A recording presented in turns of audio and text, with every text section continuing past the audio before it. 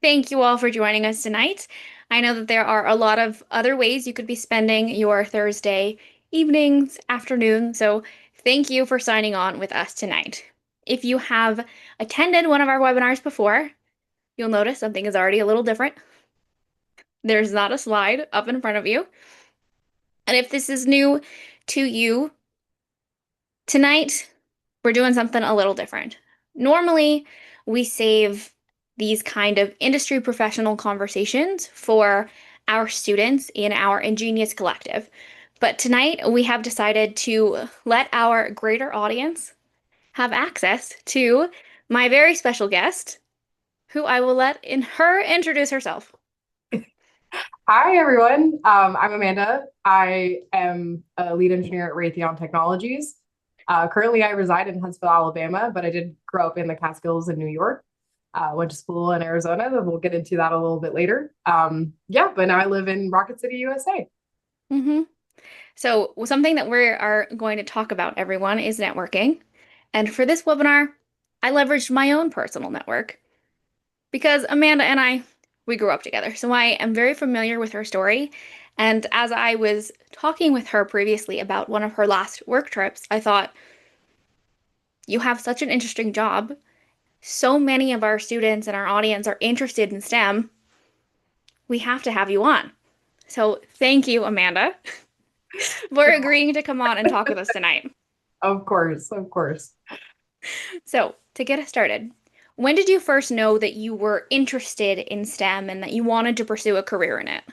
Yeah, so I think it was pretty early on in like high school that I was interested in doing STEM. I was always really good at math and science, and I did a lot of the advanced courses in our high school that they offered. So it wasn't until like senior year-ish that I kind of narrowed down that I wanted to do engineering in particular. But yeah, so it was kind of around that time in high school that I knew. Okay. And how did your other activities, sports, band, FBLA, how did those play a role in your college application experience? And did you do any of them when you followed into college? Yeah, so a lot of the things that I did actually had a huge impact, especially some of the classes that were offered at our school. And to kind of set the stage too, our school is pretty small. Our graduating class was 72. So we didn't have that many college credit classes that were offered, but a lot of those did play a big role in the college application process. Not only that, but doing sports. I mean, I did all of them: soccer, basketball, track. Everything. Really consider myself pretty well rounded in that aspect. And a lot of that really helped showcase the ability to like grow my network, the ability to lead teams, especially in sports and everything. And yeah, so I think that was definitely really impactful, especially the college classes that were offered in high school. um, Into college, the things that I think I really stuck with, we're kind of keeping that like same like FBLA. I actually freshman year there was a FBLA at my college, so I joined, and I did that. And even though I was pursuing a degree in engineering and it's business, it was still really helpful to grow my network that way. And then keeping up with attending and being in clubs and activities in school. So I did follow through with some of those. hmm you mentioned some of the courses that you were taking in high school that really helped you in college. Can you talk through some of those courses, but also why you felt it was important to challenge yourself in that way? Yeah, absolutely. So I think it really hit me more in my senior year how important it was for the degree that I was pursuing. Kind of when I was narrowing down what I wanted to do, being able to have those classes under my belt that I would be taking freshman year, whether or not they were for college credit, was crucial. A couple of the classes that I took and I got college credit for were, of course, like the English literature. And you might think that those aren't as important to engineering. They are. So taking those classes were very important. Also taking another language. I took 5 years of Spanish all the way through to college credit. And then I also took a class that was offered at our school that was not for college credit. It was called Ninja Physics and Chem. And it was only offered for the senior year students who had taken all of the advanced physics and chemistry classes that were offered. But we didn't quite have the credibility to do a full college credit class. So our professor that was working there, he was like, "Hey, I'm going to offer this class for students because I think this really helps prepare them." And it was in that class that like I really kind of understood a little bit better like the discipline that you were going to need in college, and especially when it comes to taking tests or doing experiments and everything, like that was really one of those like core classes that helped a lot. Hmm. Is there anything that you learned in high school that was helpful when you went into college? And then on the flip side of that, what is something that was the least helpful thing from high school? I think the most helpful thing that I learned would probably be taking those classes, like especially that ninja physics class. In that class, I learned a lot of things that I was actually able to apply to my actual college credit physics classes. So being able to like take those skills of like, pressure is on for test taking. When it comes to finals in college, like pressure is on. So there's a lot of equivalence there. So I really feel like those classes were pretty helpful for me. A class like, oh, that's tough. I don't know. A lot of them are important in different ways, but I guess if I had to pick one, it would probably be like Psych 101. Like, it's one of those classes that everybody wants to take because it's an elective and it's fun. And it's helpful, but it's also not maybe as relevant as it could have been. Hmm. You mentioned that, like, some people might think that English lit, maybe that's not as relevant to engineering and STEM, but how in which way was it relevant for you? Yeah, so especially freshman year, you have to take a lot of your gen ed classes, and so going in right off the bat, I was able to knock off those classes, which helped me kind of make my schedule a little bit lighter in the early semesters. But not only that, it actually came in really big handy when I got towards the end of my senior year in college. We still had to take like an advanced technical writing class, and I was able to take all the skills that I had from those like college level credit classes in high school and like build on them throughout college because you're writing reports constantly. You have to be able to write a technical piece that's like cohesive and coherent. And so taking all those skills that I learned in high school and then applying them to college was like really important. You especially as an engineer, you're like, English is like the worst thing ever, but it is actually really helpful. As you might not believe it is, it is. Hmm. When you were applying to schools, what schools did you apply to, and why did you pick those schools? Yeah, so I specifically majored in aerospace engineering and I wanted a concentration in astronautics. There are not that many schools across the US, at least at the time when I was applying for college in 2015, that offered that specific major and that specific track. So I applied to probably well over 15 colleges. The top five to highlight really like MIT. I applied to Embry-Riddle. I applied to Penn State. I applied to University of Buffalo, New York, and then I also applied to like Clemson in South Carolinas. I think it's North Carolina, South Carolina, one of the Carolinas. Hmm. And what about those schools? Was it just they had the program and the specialty you were going for, or was there something else that drew you to them? Yeah, I think the most important thing was absolutely the major. The second most important thing was the environment and also the ability to look at other majors. One thing that was a little nervous or like nerve wracking when I was like going into it is like, am I going to succeed at engineering? And Hmm. so being able to have other opportunities, like if I'm going to a full engineering school, if I don't make it or if I don't do well, I want to be able to have something else to fall back on because I felt it was really important to have a college degree. So Yeah. that was important. And then the other thing is also like location. I wanted to have a variety of locations, maybe a little further from home, a little closer to home, have options. And then what other activities like extracurriculars are offered at those various colleges. Hmm. Is there something extracurricular wise at those colleges that swayed you or had any hand in the decision? I think not, I would say maybe not necessarily.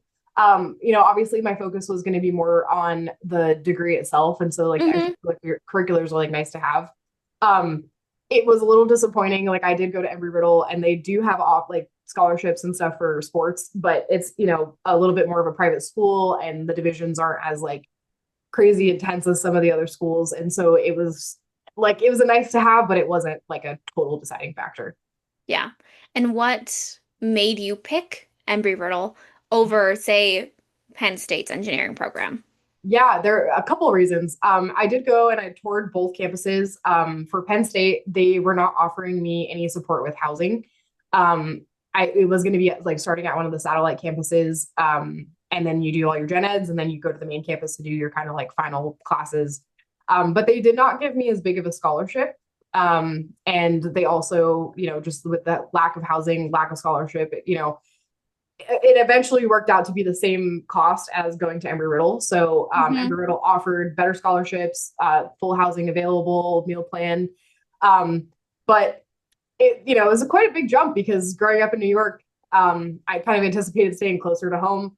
And when I went and I visited Embry-Riddle and I set foot on campus, it was just like I knew that I was like meant to be there. So like having that ability to do the campus visit really did make a difference. Hmm. Is there something from your high school experience or the college application experience or just anything from those early years of your STEM interests that has impacted you in your career today? Oh, that's a good question. Um, I think one of the things that has always like really helped me has been, or like I guess like really like interested, like interest something that interested me, right? Was the people aspect of it. That was Hmm. something that I have always been a very outgoing individual, and being able to branch out from like having that network in high school and then having that network in college, but like also finding common interests with people, to be able to like help me, with my homework or help me with a test that's coming up, learning people and how they interact, and then all the way through to my career now, being able to learn from other people's mistakes and being able to, have those conversations and those interactions with people that are like-minded. So I think like if I had to pick a super general thing overall, that's something that's taken me from high school to now. Hmm. And what made you, out of all of the different engineering options and specialties out there, what was it about aerospace engineering that made you say, yep, she's for me? Yeah. So originally I wanted to do astronomy. I have always been really interested in space, hence the fun background. But I've always had an interest in the stars. And was taking this ninja physics class with our professor, Mr. McAuliffe. And he had said to me, I don't know, like you seem like the kind of person that maybe doesn't want to do research full time. And like astronomy seems like that's kind of, what you're going to get into. So like, are you sure that's what you want? And I really started to question it. But then he brought up aerospace engineering and specifically astronautical engineering. And so I really, did some research on that. And that resonated with me because not only did I have the ability to hone in my technical skills with like STEM, Hmm. but I also was able to, maybe make a little bit more money doing that versus doing astronomy and doing research all Hmm. day. So it wasn't until I had that conversation with him that I really started to like get very specific about astronautical engineering. But it combined both my technical skill and my love of the stars and space and the atmosphere and kind of working with all of that. So Yeah. yeah. Is there anything about your college experience that you would do differently, or on the flip side, something that you would not change for anything? Yeah, I would say one thing that I would change is adjusting my semesters to be a little bit more consistent in like how heavy they were. A lot of the college credit classes that you take, they'll say that they're 3 or 4 credits. And you're like, okay, it's only this many hours per week. But then behind the scenes, you're doing all this extra like homework or you're doing these labs and you have to spend extra time at the lab working on that project. So I would have absolutely like redone my semester like track and like how I was going to graduate. Because just being able to go into engineering, it's a really heavy course load. It's really complicated subjects, and being able to give yourself that lighter load, like you'll thank yourself later. Hmm. One thing that I would never change is like honestly, I worked for the College of Engineering, and just being able to like integrate myself in college life. That is something I will never change. But not only did I get to like know all of my professors like really intimately, which is something that you don't necessarily get at a bigger school. I was also able to make a lot of friends through my college life. And so I would see the engineers that I worked, like, going to class with, they'd come up and we'd talk about homework and stuff, and we'd be able to go talk to the professor and just get a really good dynamic going. So that's definitely something I would not change is the college life experience that I had. Mhm. Before we dive into the college life and some of that, um, you mentioned the courses. Can you explain what this gauntlet is, just to explain it to our audience a little bit clearer so they know what you mean? Yeah, absolutely. So, like I was saying earlier, your first really year in this degree, you're doing a lot of your gen ed classes, your general education. So this is going to be like your physics and your math, and like so calculus, calc one, calc two, and usually that kind of bleeds into the second year. But in the second year, after you kind of get through your main like subjects, you go into what they would call at Embry-Riddle the gauntlet. And so this was the really hard classes like dynamics and fluids and solids and differential equations. And they kind of, the way that they laid it out for us, each of those classes were all in one semester. So it was like, this is the semester that will make or break you as an engineer. And they kind of trained you like in the very beginning when you're like picking out your courses and your course load and like, your structure, your layout. This is how you graduate in 4 years. They tell you you have to take all these classes at the same time. Yes, there are prerequisites to taking those classes, but there is flexibility in like adjusting them to make your like coursework just a little bit lighter. I did not know that until after I did it. So I had the unfortunate, very tough semester where, you're taking all of these classes and yes, they're building on the education that you had previously, but now you're introducing totally new concepts and new ways of applying them. And it's intense. It's very heavy in the homework arena, very heavy in the test arena. And they're all, they do interact with each other and they relate, but they're also different concepts and they're different teachers that are teaching them. And so being able to like spread that out is key. Hmm. Is there anything that students should ask their advisors to maybe avoid having, all these really difficult classes with a lot of coursework behind them all at once? Yeah, I would definitely talk to the financial, like, or not your financial advisor, your academic advisor, and really sit down with them and explain, especially for those, like, so for me, I really have a difficult time taking tests. They're not my favorite. Having the time crunch is scary. But there's ways that you can kind of move around that. And then also being able to like be honest with your academic advisor and explain, here are the things that like I want to avoid. How can we help structure the schedule so that I'm not too overloaded? Some people may want to work through college and have that experience. So you don't want to like overload yourself with classes and not be able to, handle both at the same time. For Hmm. me, I mentioned I worked in the College of Engineering. I worked part-time so that I could help pay for my college. So it wasn't so detrimental at the end of the year or the end of my time. But being able to like balance that and have those conversations early on was really helpful. And then finding people in your network, especially coming in as a freshman, there's a lot of people that you don't know, but being able to like join clubs and other things, you're able to meet people who can help tell you what those classes and course loads like really are like. Hmm. Your academic advisor might not know exactly how intense it is or how intense the professor is, but other students will. Hmm. Would you say that, like, for that conversation with their academic advisor, would you say that it would be um, like something where they should know already, like how they work, how they think, like what their academic process is before they have that conversation to better explain it? I would say yes, it is helpful, but it is not totally necessary. You Hmm. can also kind of go in your first semester and do exactly what they tell you to do and experience it because like you might not know if your high Hmm. school doesn't offer those college credits or you don't have the flexibility to kind of get a preview of like what you're going to get into.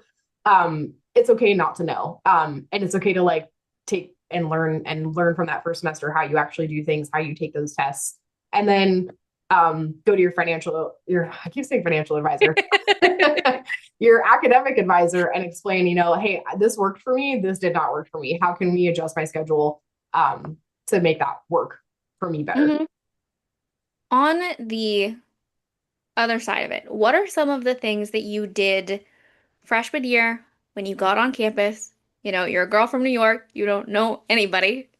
Yeah. What were some of the things that made you feel more comfortable, but also helped you thrive in Arizona and at this in this new environment?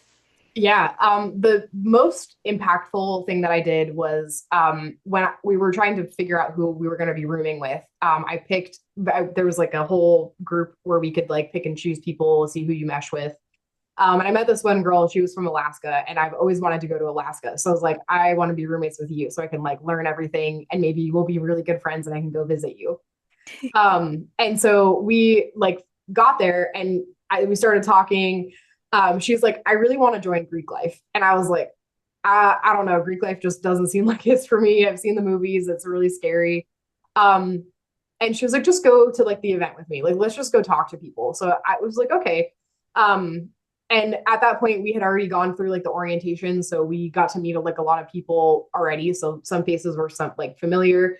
But then we went and we started talking, and I started talking to this group of girls, and I was like, wow, you know what? Like, maybe Greek life is for me.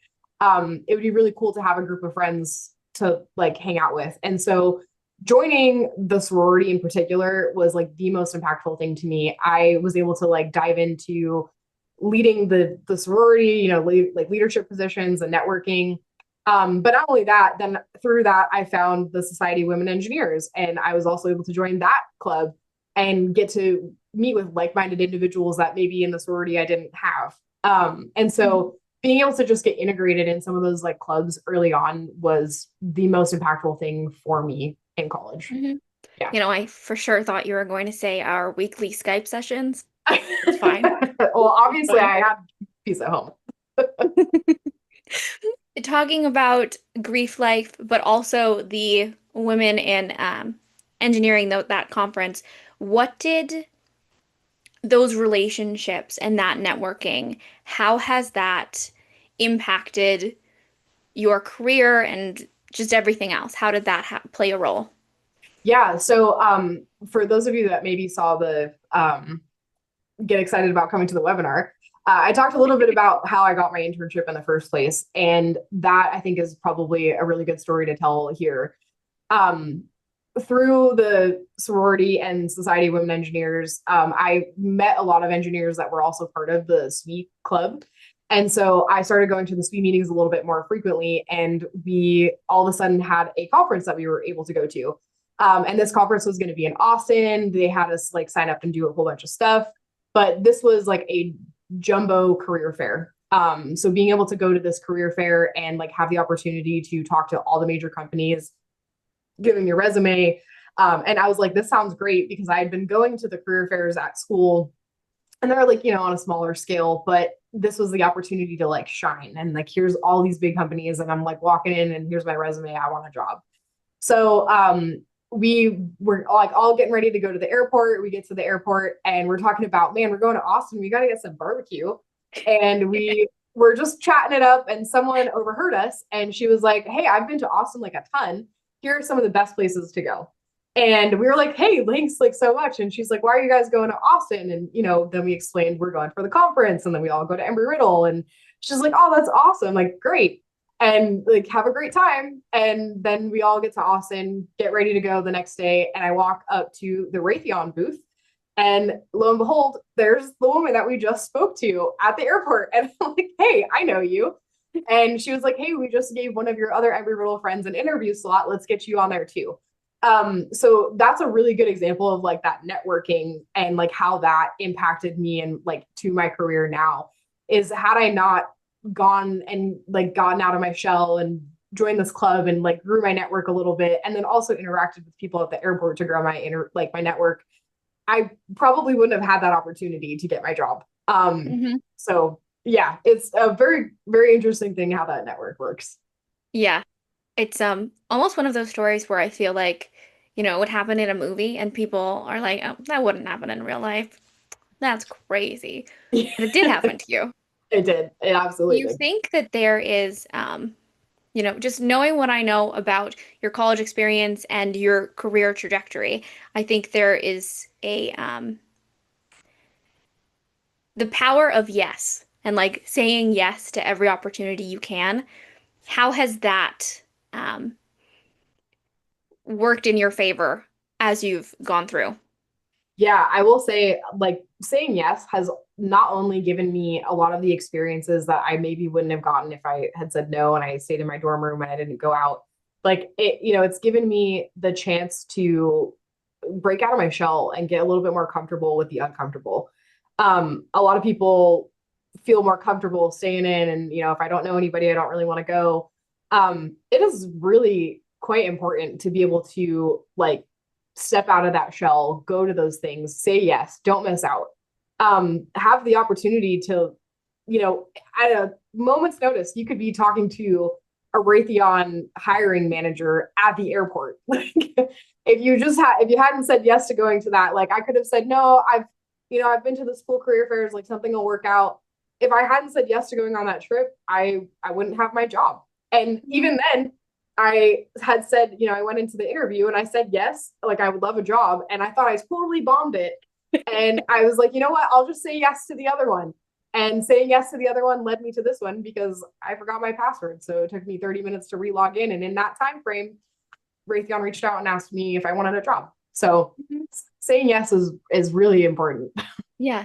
Yeah. Can you talk about your um, interview experience for that first internship? Because I know it was a little different from how it can be for some people.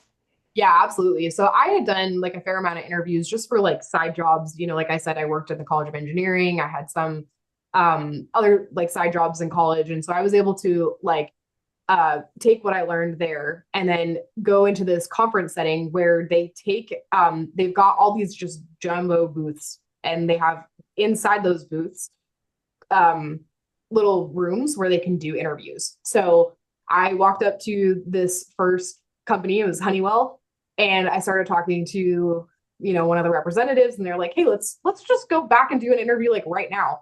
And I was like, "Oh wow, this is a little scary. I don't have that much time to prepare. Normally when you're preparing for an interview, you've got some time." Hmm. Um, but no, this one was like right on the spot. So I walked in and, going in, you give them your resume, you walk through each of the things on your resume, they'll ask you questions. A lot of times they ask you some behavioral questions because they're looking to see how you're going to integrate with that team. They'll ask you some technical questions based on the coursework that you've done, the projects that you've done. And like all in all, it was a very, very fast process. I think we had the interview, we were done in like 30 minutes. And at the end of it, they were like, "We want you." Like done. And I was like, no way, this is like crazy. So I had this like whole newfound confidence. And then I was like, I'm gonna go walk up to the Raytheon booth. And that interview process was completely different. She's like, "Here, we have slots. And so we're gonna schedule you for a specific time. So for this one, I had more time to prepare. Um, and then go into the interview, kind of the same thing, typical interview questions, your behavioral questions, your technical questions. Raytheon asked a lot more technical questions. It was a lot more in depth about the projects that I was working on and if I knew a lot about the company. Um, so each interview process is a little bit different, but there are pieces that you can keep and use for between them, as you're interviewing with different companies. Hmm. Yeah. But the notification period from that interview to when they were like, "Hey, we want you," that was relatively quick, right? Yeah, it was pretty quick. They give you like a certain amount of time to decide. So after I had left Austin, I could have accepted the Honeywell one right then and there, but I wanted to see if, the other companies that I had like given my resume to, I applied to Lockheed and a whole bunch of other like big hitters like Northrop Grumman. And I wanted to just see, sometimes it takes a little bit longer. So I went back to Arizona to school and I was like, you know what? Like, I felt like I really resonated well with Honeywell, and this would be a great way to like ensure that I have an internship. And I went to go apply like a couple days later. And within that, it was like days. I had the interview, I had the offer in my hands. I just took some time to like review it and make sure that's really what I wanted. And then the one came in because I forgot my password. It was like within 30 minutes of that. And that offer was a lot more competitive. And so I went and I talked to like my career advisor and I was like, hey, what do you think? Like, which one would you pick? And she, we talked through the best case scenario. And then I ended up ultimately choosing the Raytheon one. It was just, a little bit of a competitive pay. They were offering me a little bit more.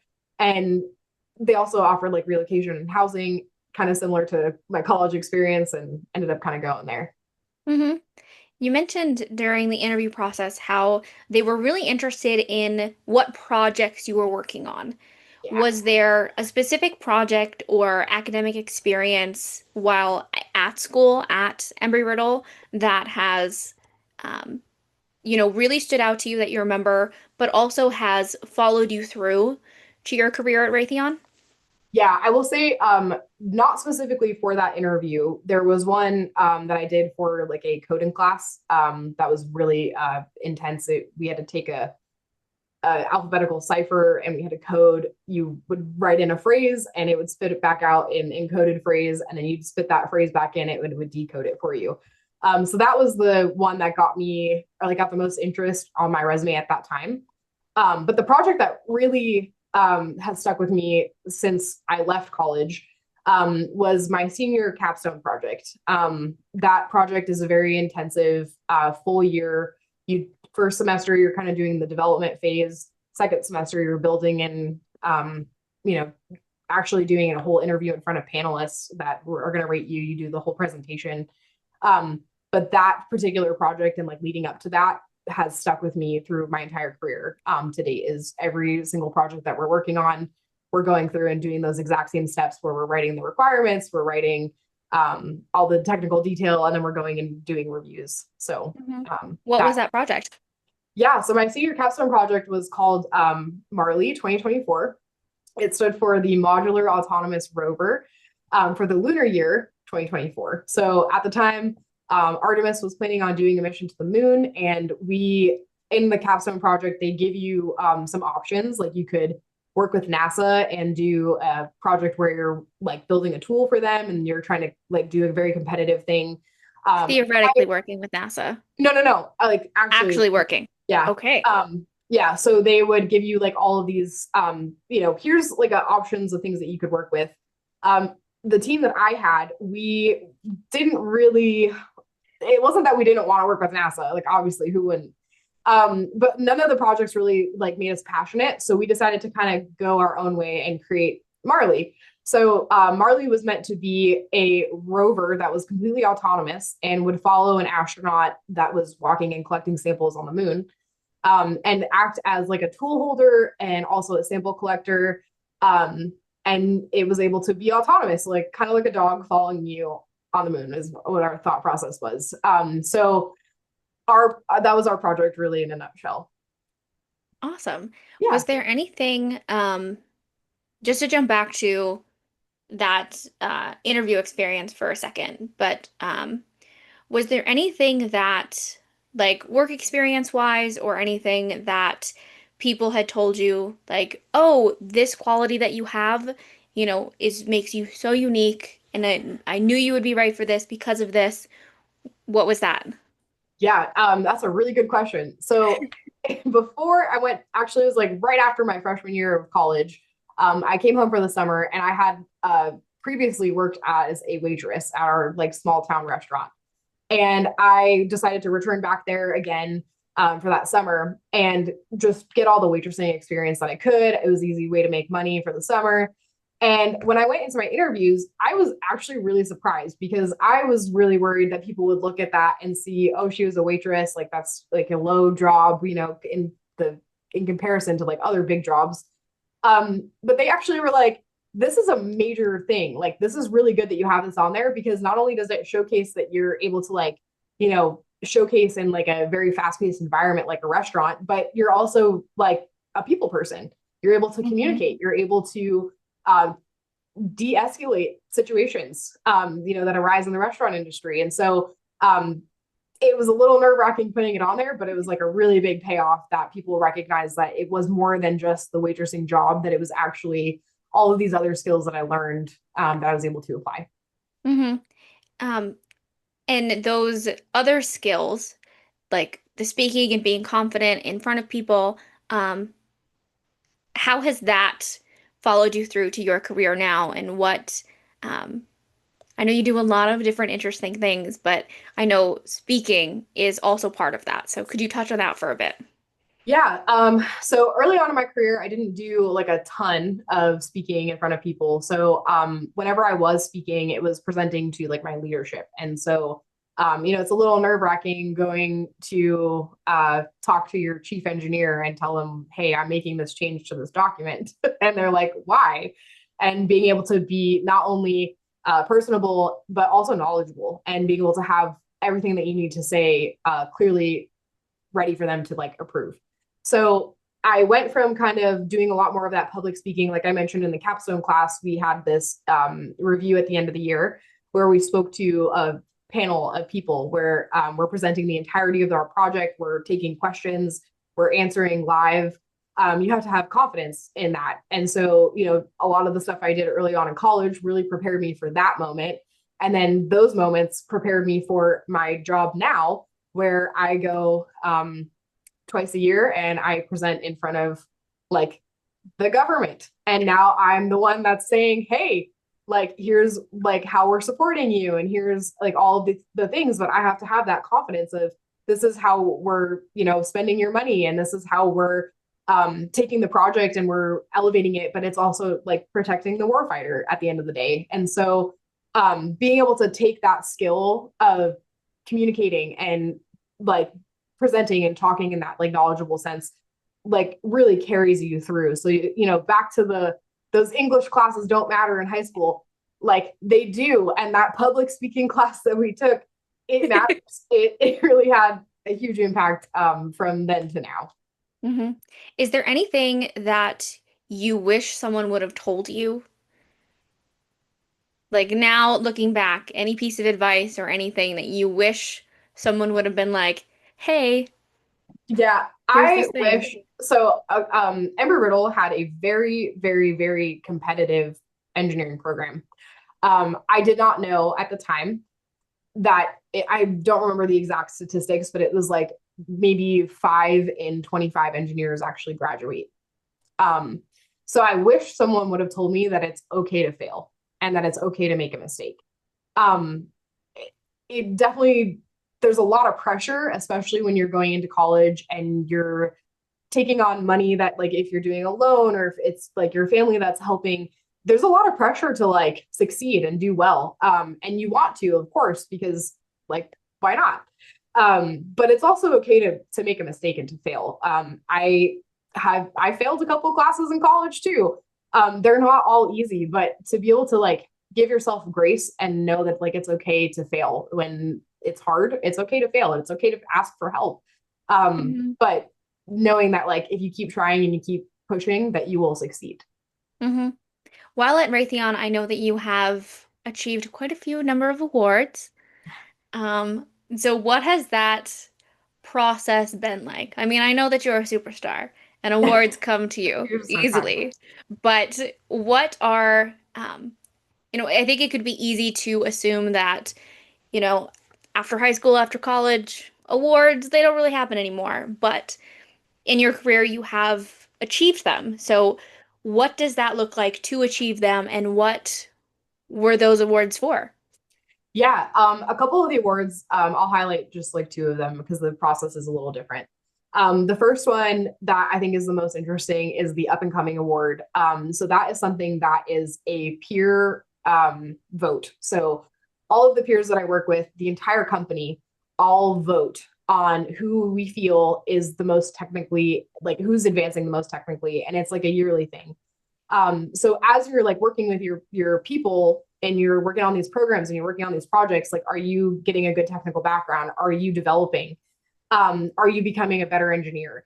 And so that went to a vote. I vote for my peers, like, yeah, like I think they deserve this. But I actually got it. I was the recipient in 2023, and it was quite exciting. After we go through and we do the poll, then they announce it, and it was like a big meeting.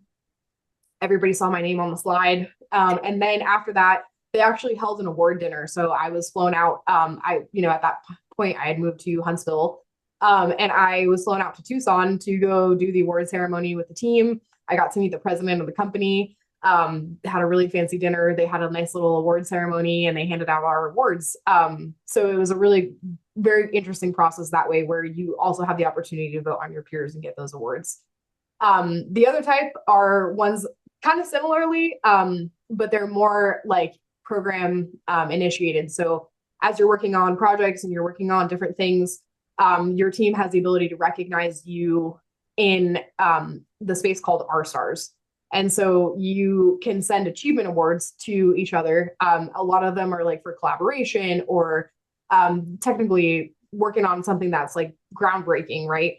And so your program recognizes you, and you can get a couple different types of things, like a gift certificate to the website. You can order some stuff on there. It's not all Raytheon gear, but you could also get points, and that you're able to redeem for like gift cards and things like that. So Mm-hmm. both of those are types of awards that you can get at like companies. I know every company does something a little different, but Mm-hmm. to Have highlight that, those yeah. awards and achieving that level of recognition from your peers, has that had an impact on your career trajectory, promotions, things of that nature? Yeah, absolutely. The most impactful one was the up and coming awards. So that gave me technical honors. So whenever I go and I have my name is like presented places, it's like Amanda, and then title with technical honors, which is really cool. But also it shows to whoever is like hiring me next on the program, or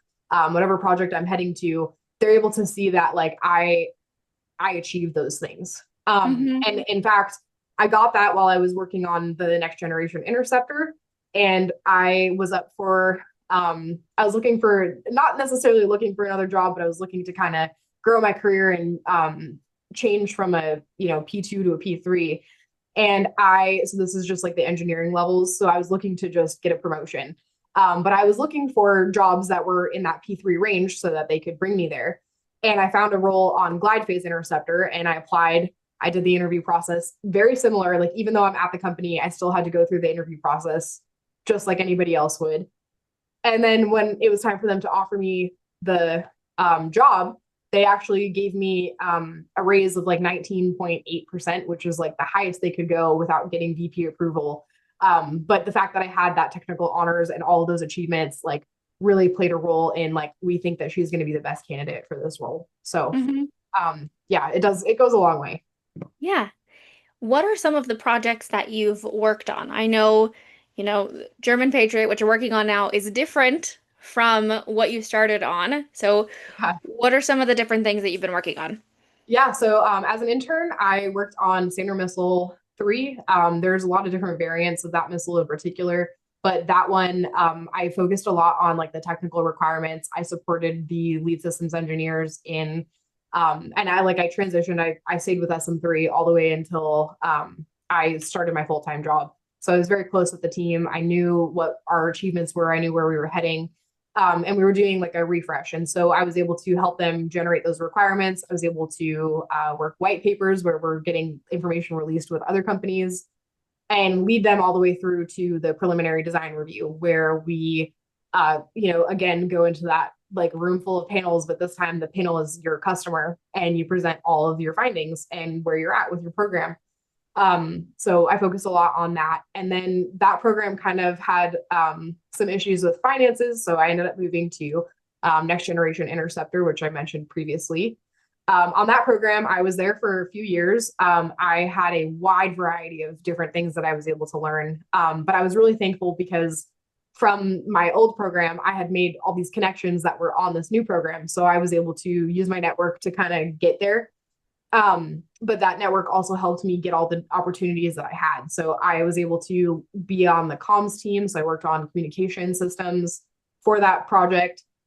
I also worked on like interfaces, and how does the missile integrate with the silo, and how is it going to communicate, and how are each of the different systems going to communicate with each other? What does this message look like from system A to system B? And so I did a lot of stuff like that on Next Generation Interceptor. And from there, I went to Glide Phase Interceptor. glide phase interceptor. I was the interfaces lead. So I helped the entire team get all the interfaces identified and defined for glide phase interceptor. And after glide phase interceptor, moved to German Patriot, and I've been on German Patriot for a year now. I'm essentially the customer liaison. So now I go and I have those technical meetings where I'm the one that's presenting, I'm the one that's gathering all the technical information, presenting it to the German customer who I'm, working to make sure that they receive well, they understand. And that takes a lot of hard work to be able to take something that like your subject matter expert fully understands and then translate that to someone who doesn't, English isn't their first language. And so being able to like smoothly transition that, help them understand, and then go execute what they need to go execute is what I do now. Mhm. So that's a Yeah. little taste of the things I do and I have done. Mhm. Yeah, definitely. It's definitely putting your communication skills to the test. Yeah, both communication and network. Hmm. The way, like I kind of mentioned, I had those networks on that first program. On the second program, I still had those networks. I kept those networks on my third program. And where I'm at now, I've created new networks, but I still keep in touch with my old network as well, especially like managers that I worked with in the past. I go to them, and now I'm the one that's acting as the program manager engineer, like in that sense. So I'm the one that's presenting at those reviews for the customer and being able to go back and ask my network, like, hey, how would you approach this situation? How would you Yeah. present this information?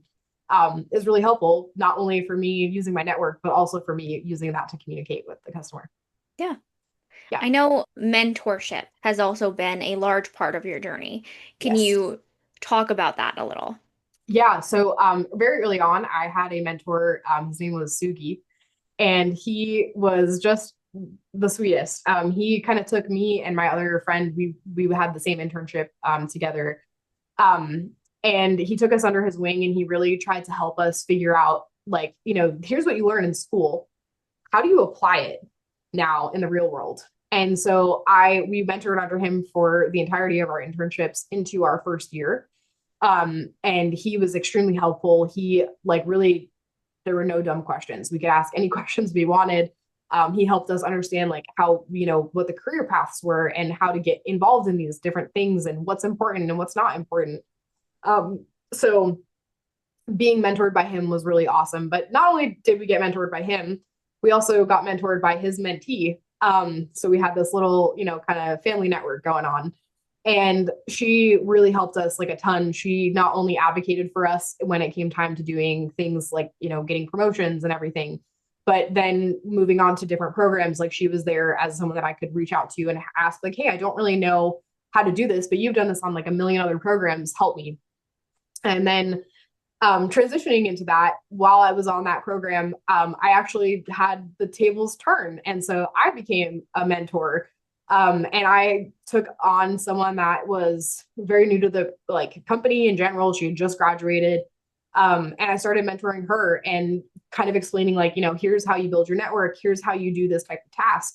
And now, like, I still have that mentor mentee relationship with her, and she'll come to me weekly and we sit down, we, catch up on what's going on in life, but then also catch up on, hey, I hit this problem and I don't know how to solve it. Like, do you have any recommendations? Hmm. So being able to like give back and be that mentor to someone else has just been really awesome. Hmm. Yeah. Something that we hear a lot about is women in STEM. So, as a woman in STEM, what has your experience been like? And what advice do you have for other prospective women who want to be in STEM? Yeah, I would say one thing that was really surprising to me, even now, is you hear a lot about women in STEM, but going into the industry, I often am still the only woman in the room. It's very intimidating to step into a, quote unquote man's world, where this is a male dominated field. They've been doing it for a very long time. But also being able to like prove yourself and prove your worth. Hmm. And a lot of that comes from just being able to be technically sound, being able to communicate your technical expertise to them, and in different ways. So, because not everybody has the same background or learns the same, just as everybody else. And so, that's one thing that was like really interesting getting into STEM is knowing that like I was the only woman in the room. And Mhm. in fact, just a month ago, I went to Germany. I was there for 3 weeks, and I was the only woman in the room for 2 of those weeks. And that's, it's a scary thing, but at the same time, once you can kind of overcome that and know that you're worthy of sitting at that table, like it just changes the game. Mhm. I know that you are also very much a STEAM person. Gotta Yes. add the A in there for arts. So, is there anything on the creative side that you are still doing that you found has had a really positive impact in, your life overall, or just um, when your work is done, or even at work? Um, how has that helped you? Yeah, absolutely. So, right now I'm kind of working a little bit hybrid. So if I get really stressed out or if there's something that's really big that's going on, I'm able to like step away and just take a minute to decompress. But I found that for me, the art aspect of it and like being able to be creative has been not only like a huge way to relieve my mental, like, and be better mental health wise, but it's also actually really helped me in my like career as well. So for things that I do outside of work, I have my grandma crafts like crochet, I knit, I sew, but I also do stained glass. I play guitar, I play musical instruments, and so I do a lot of creative things outside of work to just kind of help balance out that super technical draining aspect. But a lot of those things, require some level of creativity, and being able to kind of think outside the box sometimes and look at that big picture view has like completely changed the game for me in engineering. A lot of people go in and they're thinking, hey, we got to solve it at this really technical level. But if you're able to like take a step back and look at the big Hmm. picture, right? Like for music, if you're able to read the notes and you're able to look at it at a very technical level, if you take it back just a little bit, you see that the entire song is like a masterpiece. And so, how do you integrate all these little pieces so that it sounds the way you want it to sound? Um, Hmm. and so, kind of being able to take that from my creativity and then apply that at work, like it's a subtle thing, and you don't always realize that you're doing it, but it does happen. Hmm. Yeah. Um, Is there anything about your career now, your life, the journey that you've been on that would completely, gobsmack younger Amanda? I think the thing that would make the younger Amanda, go, "Holy cow! I can't believe you do that. You're so cool." Would be my current role now. I like of everything that I've done. I'm boots on the ground. I'm in a foreign country, but I'm the one that's at the table, and I'm not afraid to sit at the head of the table anymore. I used to be afraid. Like intern Amanda would be like, "Oh my God, you sat at the front of the table. Like you're not supposed to do that. You're supposed to sit in the back." But no, like now I've got a seat at the table and I've got my name on it, and people know who I am. I'm making a difference every day. Not only to like the German customer, but like to the American warfighter too. I'm supporting Patriot, but Patriot's not just German; it's also American, and it's 19 other countries as well. So, Hmm. being able to know that I make that kind of impact, I think younger Amanda would be like, "Holy cow, you're just Yeah. a kid from the Catskills." Yeah, and now you're being flown to Germany for work every so often. Yes. Yep. All. Before we wrap up with any final advice, to our audience, as I mentioned at the start of this, these kind of conversations are usually saved for our students in our Ingenious Collective. If you have any questions on how we can help your student and get them into their dream school and help them pursue their own future in STEM and have access to more of these kind of conversations, you can hit yes on the poll that is launched. Um, that consultation will be about a 30-minute call where we will learn all about you and your student, but also where they want to go to school. Answer any questions you have and create the best plan we can on how we can get that child and get them into that dream school. So before we wrap up, Amanda, is there any like golden nugget of wisdom that you would give to our prospective future STEM leaders in the room? my golden nugget would be that it is okay to make a mistake and it's okay to ask for help, but don't give up. Hmm. Keep trying, keep pushing because you can do it. You know, your brain's going to sit there and tell you you can't, but I'm here to tell you I did it. I made the mistakes. I failed the classes, but I'm still here and I'm still leading at one of the like I mean, I work at Raytheon, like I work at a crazy cool company that not only, you know, delivers the most technically advanced um solutions for the warfighter, but I also make a difference every day. And so I wouldn't have been able to do that if I gave up. And Hmm. just don't give up. You got this. You can do it. Yeah, I love that. Well, Amanda, thank you for your time. Thank you for talking with us and sharing your experiences with us. I am always so fascinated whenever you talk about your job and your career and what you're doing because it is honestly just so interesting. And thank you for shedding some light on your path and how you got here and be this kick-ass woman in STEM. Thank you so much for having me, Dorothy. I'm very glad that you guys invited me to join. And I hope that I help some students or prospective STEM students get excited about STEM. It's like it's a Hmm. fun thing. Yeah, Thank you. absolutely. Hopefully, we have inspired some future aerospace engineers in the room. I hope so. We could use some more of them. Absolutely. All right. Well, thank you all for joining us. Hopefully, we will see you at another webinar. Next week, we have a webinar with a Stanford FAO talking about how to make the most of your summer 2026. Hopefully, we see you at that one. And thank you all for joining us. All right. Bye, Amanda. Bye.